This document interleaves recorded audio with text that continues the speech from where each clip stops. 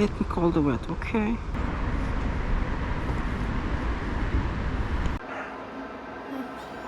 Tamam. Ne kadar düşük? İşte sudan özellikle aldı ya da bağışıklığı çok düşük.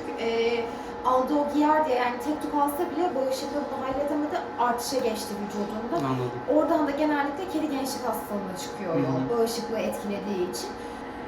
Çok halsiz bir de şey olarak. Ateşi düşük şu anda. Onu biraz sıcak tutmanızı isteyeceğim. 36,9 ateşi. Yani bir 38'lere çekmek lazım.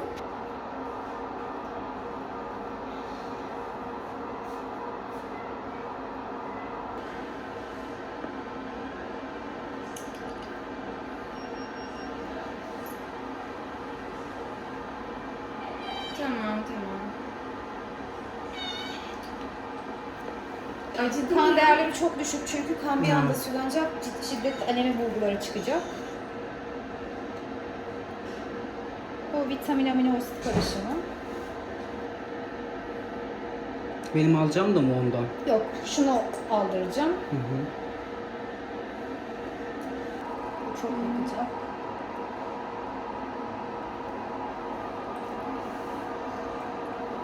Onun tadını sevmiyorum. Hey my little boy. You okay? Yeah. He's not doing great, guys. His blood work came worse than we expected. Yeah. Hopefully he will get through this. But he's not doing great.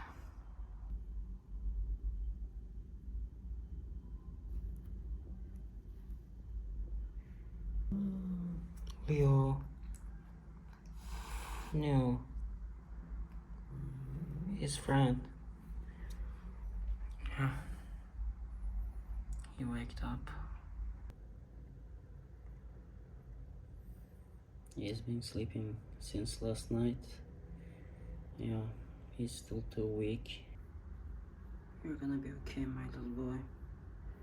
You're gonna be okay.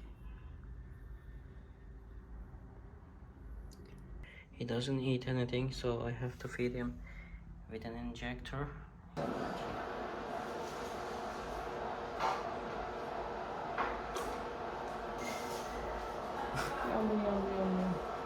Oy. Köpek sıraştırma, köpek gözüne kitle. Kusura bakma. He started to eat on his own. Finally, we are making some progress. His health was improving day by day, but sadly, he couldn't take it anymore and he passed away last night. I buried him where I found him. I did try my best to save him, but yeah, I couldn't save him.